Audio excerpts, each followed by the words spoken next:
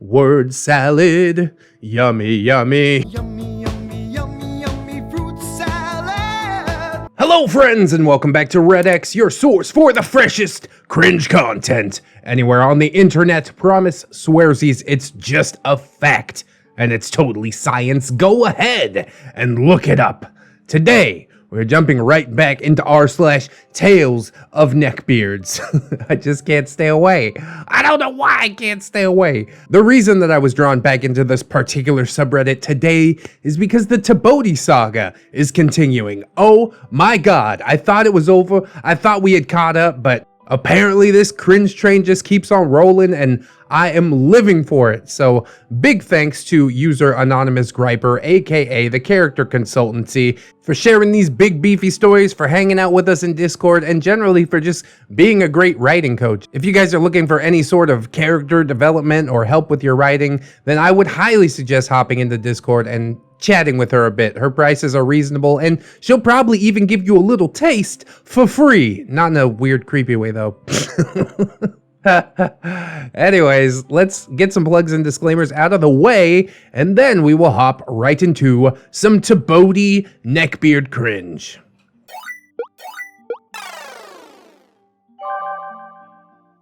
The beard of 1,000 irritations. It really can never be simple. Not with this guy, it can't. Hi everyone, and welcome to part 9 of my experiences with the beard of 1,000 irritations, or TBOATI for short. If you found this part and wanted to start at the beginning, you can find part 1 here, or down in the description, since you can't click on that because this is a YouTube video. All you gotta do is pause the video. That don't make no sense. To quickly recap, he's a sci-fi fan working on his own original world with a friend of his, and has been hiring me, a writing coach, to help him with his world-building development and to get his story written and ready for publishing. Working with him can be incredibly frustrating at times, so I'm writing my experiences with him here just to let off some steam. I've changed a few details to protect both the innocent and the bearded. Thank you to ReddX for reading all of the parts up to this one. Hell yeah. I've loved hearing your readings, and I've definitely loved reading your writings. Here's our cast list. OP, a 30-something from Wales with an online writer-coach business. The beard of 1,000 irritations, TBOATI. Yes, indeed, a customer from mainland Europe. Although I've only seen one picture of him, I can say that he's either very overweight or even clinically obese. I don't know how good or bad his personal hygiene is. It's bad, I'm sure. But his neckbeardy behavior is enough to qualify. He does somehow manage to have a girlfriend, though. And then we've got Jay, TBOATI's co-writer. TBOATI considers himself all but dependent on this guy to write the creative material for the project. Jay isn't usually very talkative to me, and TBOATI is by far the spokesman for the pair of them. We haven't heard much about Jay in this series so far. I hope that eventually his mystery will be unveiled, but I guess we'll have to wait and see.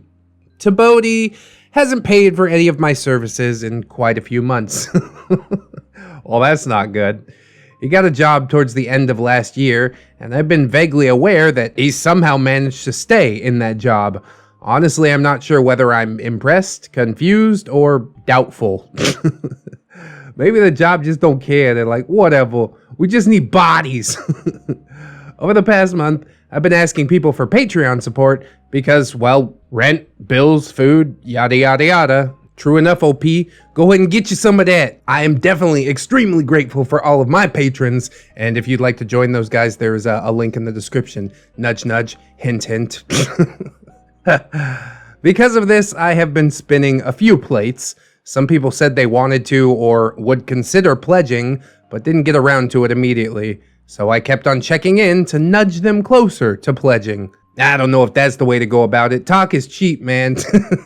You either pledged or you don't. Either way, we're good. I mean, don't just try and dangle a carrot on a stick in front of me. It don't mean nothing till you hit the button. You know what I'm saying? TBOATI was one of those plates, of course. The first time I asked, he said, he'd be happy to, because that meant he could get back to working with me, and that he would do it in a few days, or maybe next month. a few days, or maybe next month. Yeah, that's quite a window. I mainly nudged him as many times as I did because we had something else to talk about during this time. Mini groups. I've had a Discord server for a long time, and because most of my customers are writers and therefore mainly introverts, I have a lot, and I mean a lot, of lurkers. Getting conversation flowing in the server has always been an uphill struggle, but a few weeks ago, I had an epiphany. Hey OP, why you didn't invite me to your Discord server? What's the deal with that? I've been known to write words once in a while. Also on that note, I'm super glad to have the people that I have in my Discord server, keeping the conversations flowing. You can kind of just jump in and out, you know.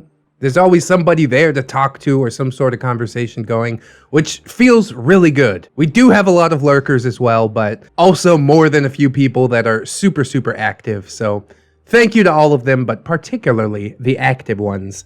I swear I'm going to try and stop interrupting, but me and OP, we just kind of go along the same lines somewhat.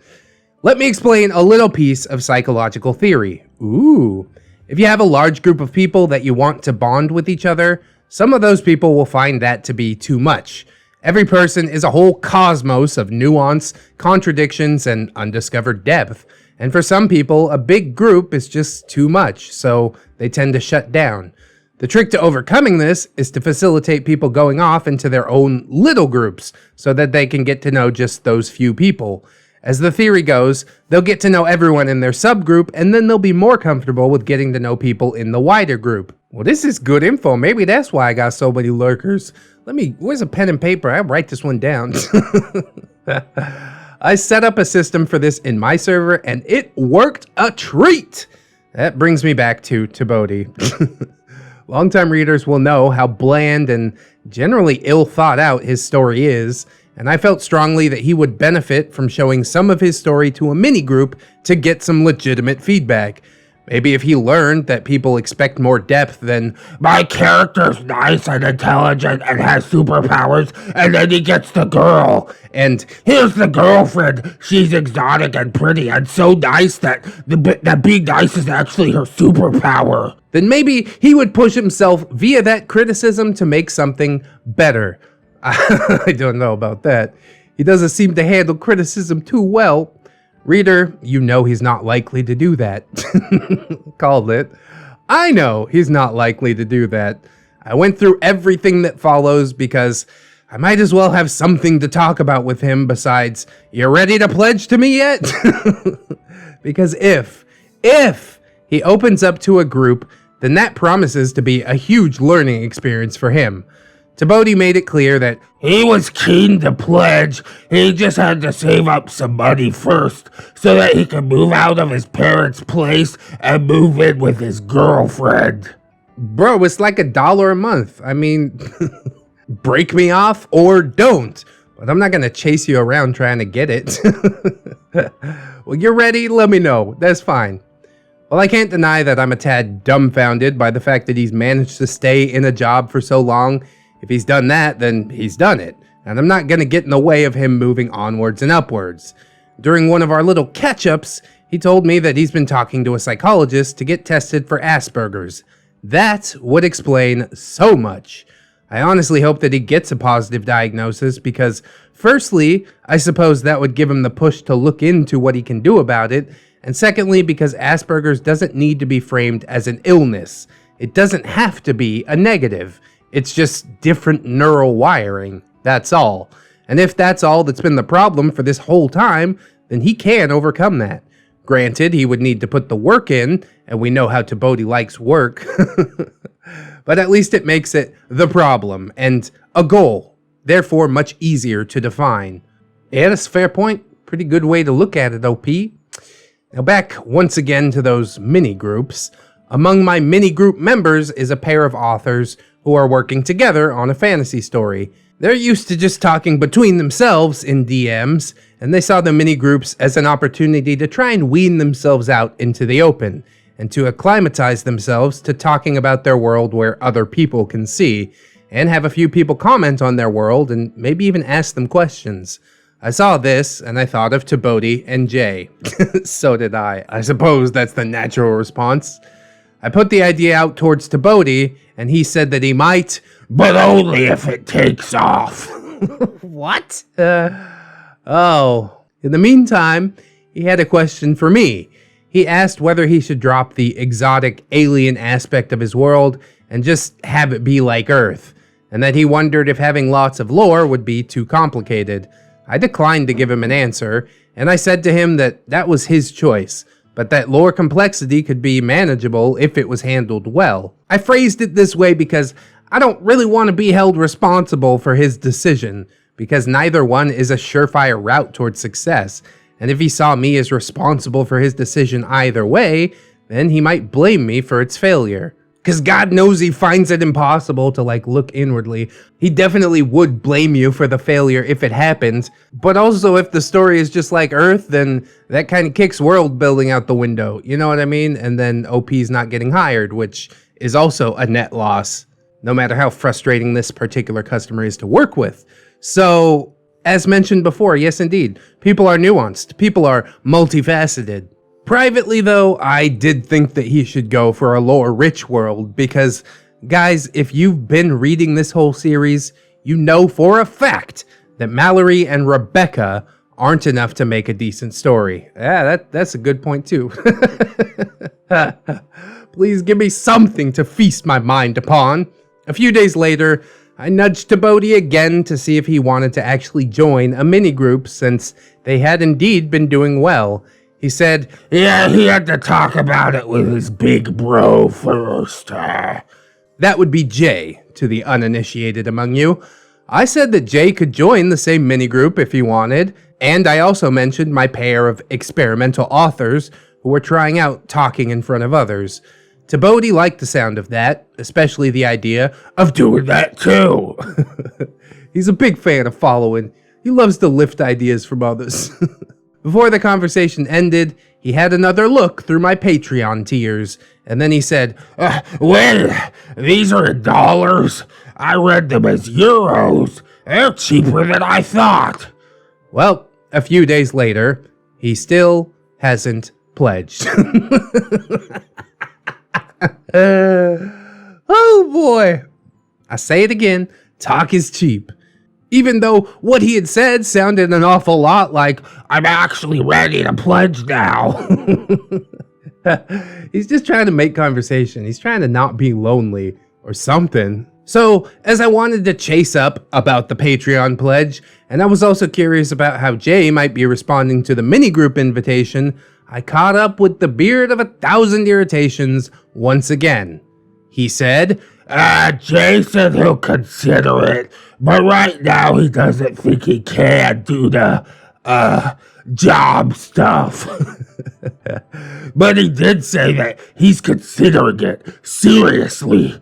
I suggested him to join for his own writing career. So just for the record, TBOATI stated clearly that he had talked with Jay about it. Remember that, because it'll be important later. Then he said that he'd been having some problems with some of the astrophysics in his world, and he asked me if he could talk with me about it. I was hesitant and promised nothing, but I said, sure. He dumped a long list of conditions that he was trying to meet for his story's planet. It would have taken a good hour to pick through it properly, so I decided to use this as leverage to get him to talk in a mini-group, where he'd likely find someone who would be willing and able to take the time to talk it through with him. He said, I still have to think about it. Maybe he just thinks really slow. He's thinking on a cosmic scale of time. 1,000 years later, he's like, OP, I'm ready. OP's already dead. And I won't even be here to laugh about it. That's the saddest part of all. Maybe I will be. Maybe I'll be a brain in a jar. Would you guys believe me if I told you that most of the people I invited to the mini groups just said, hey, that sounds cool, count me in, how do I sign up?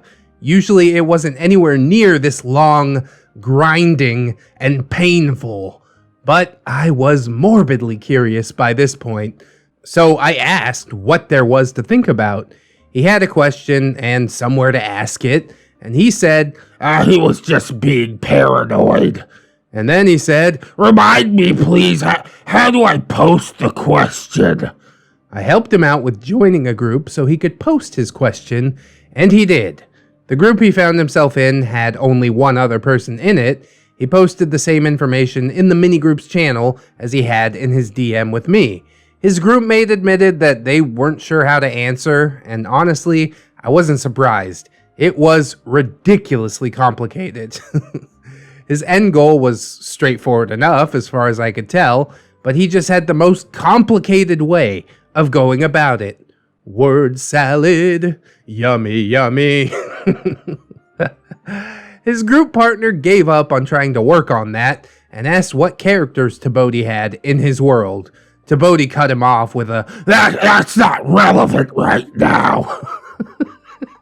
that pretty much shut the other person down for good, and they, unsurprisingly, didn't bother talking with him again. TBOATI gave up as well. Well, that's one mini-group down. Now, a quick little detail about how my mini-groups work. The groups are labeled according to size, for 2, 4, or 6 members, and I assign or unassign people to them based on whether they want to be in that group or not. Point being, the groups remain, no matter what. It's the people populating them that are temporary, but TBOATI didn't seem to grasp this. It's not a problem in and of itself, but it speaks volumes about how much admin he thinks I have time to do, and he told me, Don't delete the group quite yet." I answered by suggesting that maybe he could pick up on what his group mate had asked about, which was his characters. That, if that was what his group mate was interested in, and then perhaps it was worth testing the waters and seeing what he thought about Mallory, Rebecca, or freaking anyone else. This was my way of introducing the idea of using the minigroup as a focus group. Goodness knows he needed to hear from somebody else that Mallory and Rebecca are dull and uninspiring. If he hears it from at least a few other people, that's probably preferable to just hearing it from me. I'm as honest as I can be with my customers, but sometimes the consensus of a group is much better than the opinion of just one person. Also, I don't make money by telling my customers how much their characters and worlds suck. If they suck, I hasten to add to it. Whichever way you look at it, a focus group is a better place for that. Yeah, that's a heavy conversation, especially for a dude like this that doesn't seem physically capable of taking any criticism on board. He said he didn't want to do that until the whole story was ready to be published, and that he, of course, needs some more time to think it through. Classic. I already knew what this was about. Mallory and Rebecca. For anyone who's just joined us or has perhaps forgotten, Mallory is TBOATI's self-insert, so any criticism of Mallory is direct criticism of him. Rebecca is Mallory's girlfriend, and may possibly be an insert of TBOATI's actual girlfriend. Who knows, she doesn't talk to anybody enough for us to actually find out.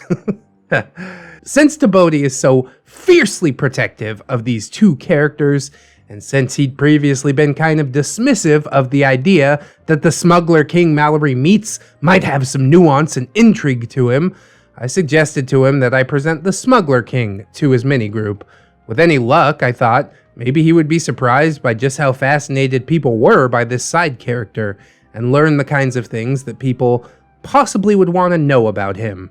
With any luck, that would spur him on to rethink Mallory and Rebecca. God, OP, you were just a fountain of hope, you know? I would have given up so long ago, money or not. I'm like, whatever, dude. You're hopeless. How can you fix that which does not want to be fixed? He said, it was a good suggestion. But of course, he also needed some time to think about it again. I'm gonna mail TBOATI a t-shirt that says that on it. Don't even tell me, just point at the shirt. A few days later, I checked in with him again. Reminder to pledge and all that. Like I said, OP, you are a fountain of hope. Some threads are just not worth pursuing, okay? I was also still morbidly curious about whether and how he would present the Smuggler King to the group. He said he'd been too busy, so I haven't managed to give it sufficient thought. Oh yeah, super busy guy. I said he doesn't need any thought, just mention it. Not everything needs meticulous planning.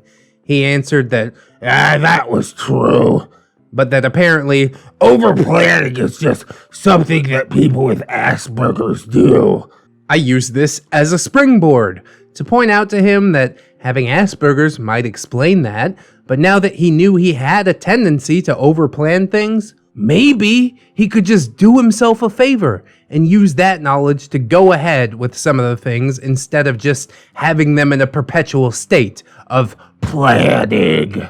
See, TBOATI is using Asperger's as like an excuse. He's like, oh, this is why I can't do it. I have to plan it because I have Asperger's. And it's like, if you know you have Asperger's and that's why you think you have to plan it, then maybe do the opposite and try and experience it another way. Just push it out there and see what happens. And maybe you can break the cycle.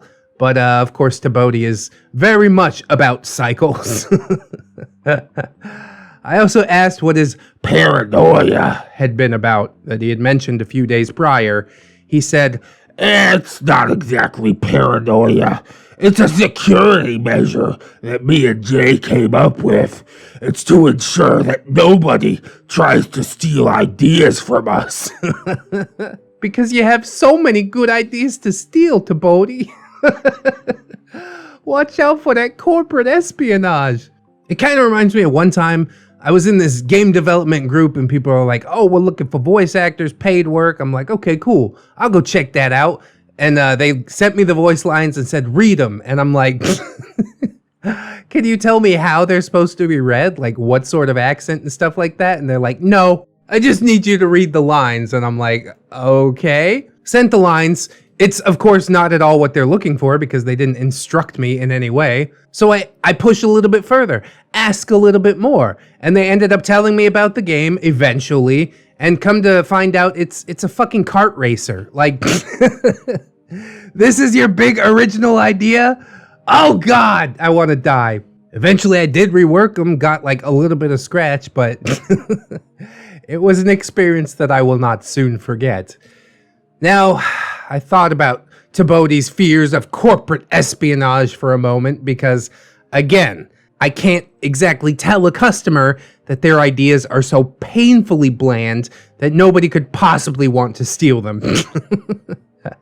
So instead, I pointed out that, yeah, theft is one thing to think about, but what might it be like if he and Jay were to publish the story only for the finished product to completely flop?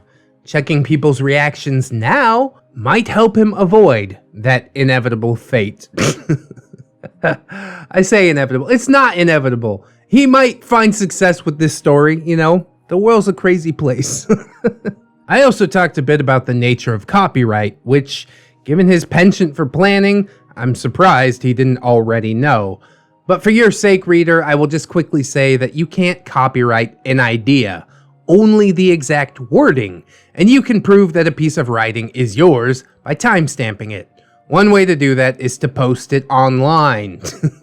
There's more to it, but yeah, that much is true. Oh, the goods and evils of copyright. I can't go into that right now. Just know I do have a lot to say on it.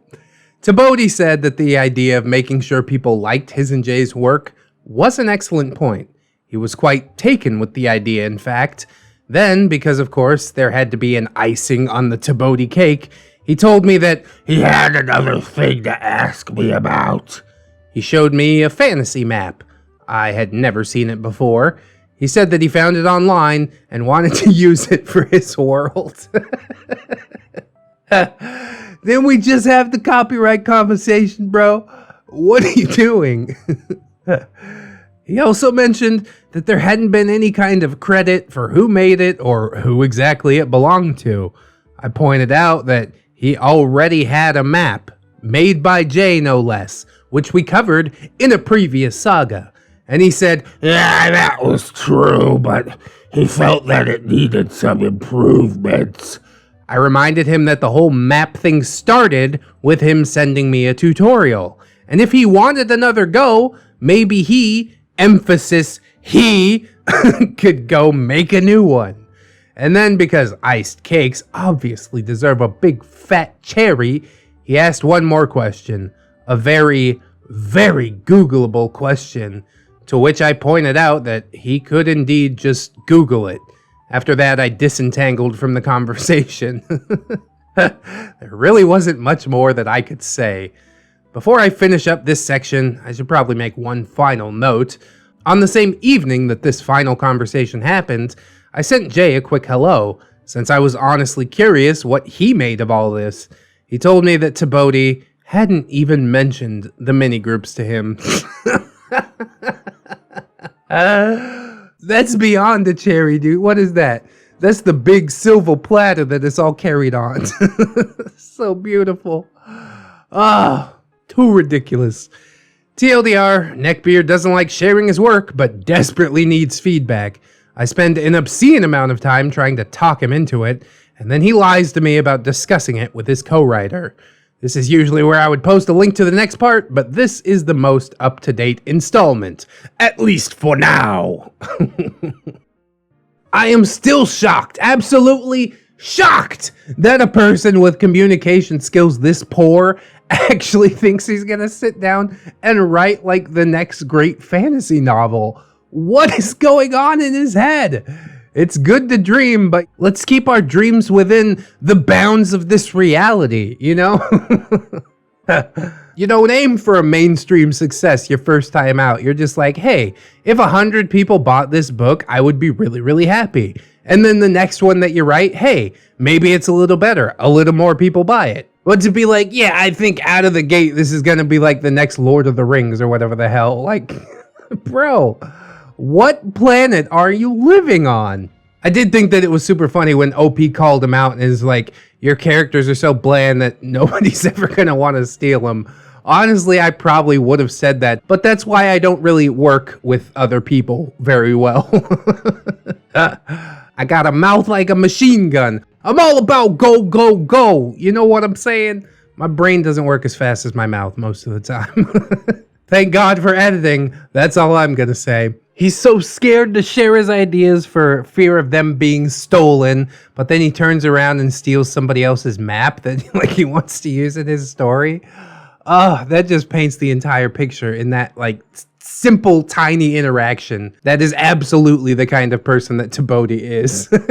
Stealing is only okay when I do it. Steering the conversation in any direction is only okay when I do it. Like, you aren't smart enough to captain the ship, sir. And it really does grind my gears that, like, for the sake of money, OP is unable to say all of these things. Send him my way. I'll give him a good reality check. Then again, he'll probably be terrified that we have, like, at least a couple of hours of content on his exploits. Oh, buddy, you've been called out for the frustrating human being that you have shown yourself to be. But of course, everybody's the hero in their own story. Everybody else is a side character in this story. I am the main character. Like, that's not how life works, bro. As OP pointed out, people are exceedingly nuanced. That guy that cut you off in traffic, he's got a reason. His reason might be that he thinks he's the main character, but maybe he legitimately just didn't notice, you know? And then some people get caught up in their own feelings. They're like, how dare he? I'm the main character. He's just a side character. Like, I try to see everybody as people, you know? Everybody that comments in the comment section. I realize that each of you are people. And that's why I try to respond and, you know, put some of my effort in to make your effort worth it. Because you are the main character in your own life. And in your life, I am just a side character, which is pretty weird to think about, isn't it? But I do hope that I've made your day better in some way, and I do hope that you will like, comment, and or subscribe if you did enjoy the video, friends. Maybe share it around if you should like. Maybe share the first part if you want it to be all chronological and stuff. But self-determination is a thing, you know? You can share part 9. I don't mind that too much. We've also got a lot of links in the description. Mine and my wife's channel, Mr. and Mrs. ReddX. The Teespring if you're trying to rock the merch. My personal subreddit, r/ReddXReads. There's a link to Dockley Studios over on Twitter. He did the character animations. Super chill dude. And there's also my Amazon affiliate link. Currently goes to my microphone. But if you search up anything on Amazon, I get like a little kickback, which is pretty cool. If you were going to buy something anyways, that's what I call a win-win. We've also got a ton of social medias down there. The Twitter, the Discord, those are good places to catch me. Also, sometimes I'm on Facebook. And of course, we've also got my wonderful, beautiful, generous patrons. I'd like to thank them all, but especially ZeroMMX, Lady Nix, Robert Waite, Cider Drinker, Tato Ferret, The Last Shinobi, Aaron W, John Hero, Candy Sora, Fire Drake, Little Lone Wolf, Miss Monday, Silent Revolver, JM Coon, Leon Embers, TSM Kirby, Redmond, Synaptic Boomstick, Jerry, Staples, Yeet, Cake Jerry, that's a different Jerry. My boy Nat One Nick, Tamago, Jelly Donut, Liverson, James Cook, Aaron Lennox, Serrated Ash, Bless You Baby, Zuka, Zuka the Maestro, A Roxas, John Indoors, Princess Rosalie, Zatharus, Vanilla Mel, Syed Step, and 2 new patrons joining us today. My goodness, that's 3 days in a row and 2 patrons at the same day. I can't do the math right now, but it is amazing how fast this Patreon is going. So huge thank you so much to Teddy the Police. Teddy the Police. And Mr. J 13X. Wow, 13 times a Mr. J? That's like 13 more times the regular Mr. J that we was getting. I definitely appreciate it, you guys. The Patreon support has indeed been super crazy lately, and I really can't thank you enough. If you would like to join these lovely people in supporting the channel monetarily, that is absolutely huge. I thank you very, very much in advance. But if you can't do it right now, don't sweat it too hard, friends. I just appreciate you coming on through, hanging out with me, and I hope that you'll come on back and hang out with me again tomorrow. Because really, it's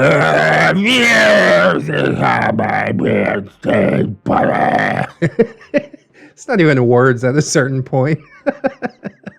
In order to do so, you need to keep yourself safe out there, wash your hands, but also take some time out and do something that you personally enjoy today. Maybe watching some old ReddX videos. Hey, it's a good idea.